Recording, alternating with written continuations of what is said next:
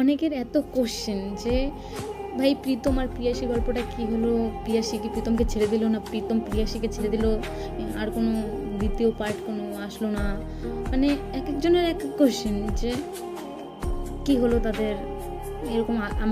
আমাকে তো পুরোই গালাচ্ছে সবাই যে আধুরো গল্প দিয়ে রাখো, পরের পার্টটা দিতেই ভুলে যাও, মানে অনেকের অনেক কথা। যদিও ভিডিওটা বানানোর আমার কোনো ইচ্ছাই ছিল না, যদিও সে দেখে তো প্রায় শেষ কেন্দ্রে তো তাও আর কি তোমাদের এত কোশ্চেনে বলাই লাগলো।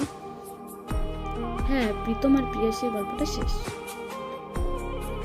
তাদের গল্পটা শেষ হয় 9 তারিখ 2025 সালের জানুয়ারি মাসের 9 তারিখে। হ্যাঁ, গল্পটা প্রীতমই শেষ করছে, কারণ এটা যত দূর যেত প্রিয়াসী, প্রীতম কেন, প্রিয়াসীরই অনেক কষ্ট হতো। এবার অনেকেরই অনেক কোশ্চেন যে প্রীতম তাহলে কেন ছাড়লো প্রিয়াসীকে। এর মধ্যে মূলত অনেক কারণ আছে। এবার প্রীতমের যখন প্রিয়াসীর সাথে প্রথম কথা হয়, একদিন পরে প্রীতম জানতে পারে যে প্রিয়াসীর বয়ফ্রেন্ড আছে। এসব তো তার কথা বলতো, কিন্তু প্রিয়াসী প্রতিটা পেজেই বলতো যে তার বয়ফ্রেন্ড আছে এরকম কিছু, তাও তারা ফ্রেন্ড হিসেবে ভালো কথা বলতো। প্রিয়াসী তাকে ফ্রেন্ডই মনে করতো, আর প্রীতম তো তাকে ভালোবেসে ফেলেছিল।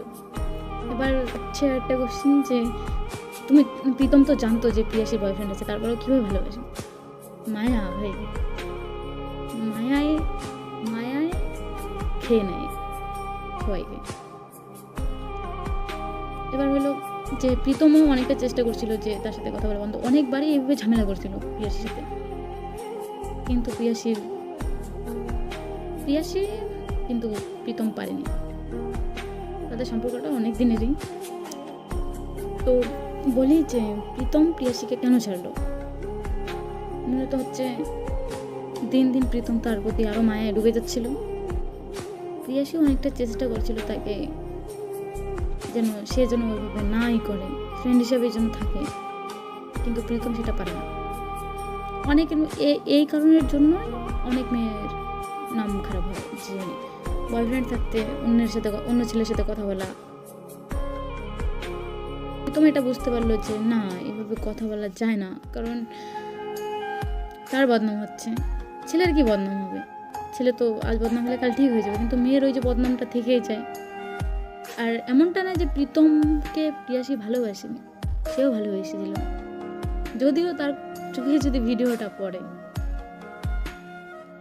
তাহলে তো কাঁদতে শেষ। তো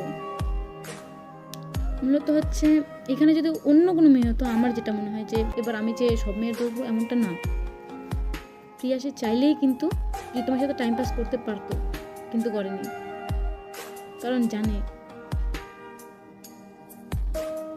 কিন্তু করেনি অন্যদের মতো। এবার প্রীতমের যে এতটা পরিবর্তন, এর পিছনের একটাই কারণ হচ্ছে প্রিয়াসী। এবার এটা আবার অনেকে বলবে যে এটা কিভাবে হয়, কারণ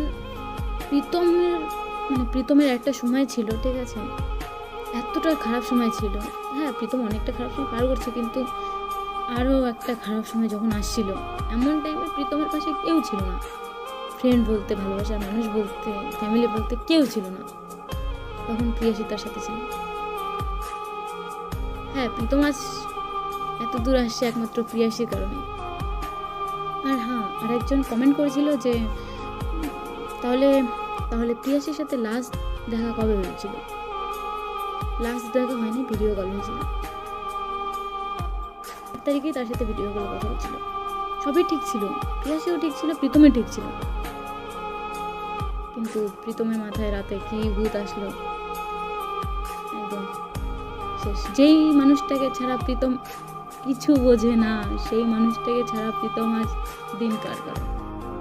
যেই মানুষটাকে ছাড়া প্রীতম কিছু করার আগে তার কথা হবে, এখন প্রীতম তাকে না বললে সব কিছু করে। প্রীতম জীবনে ধোঁকা খাইতে খাইতে সে একটা মেয়েকে বিশ্বাস করছিল, আর প্রীতমের লাইফে এমন কেউ থাকেনি। সেই টাইমে প্রিয়াসী ছিল, এই টাইম থেকে প্রীতম অনেকটা বিশ্বাস করতে শুরু করলো যে না, সব মেয়ে খারাপ হয় না। আর প্রীতম তাকে লাস্ট কথাই বলেছিল যে আপনাকে পেয়ে গেলে আমার জীবনটা আজ এরকম হতো না। তবুও ভালো থাকুক আমার না হওয়া ভালোবাসা।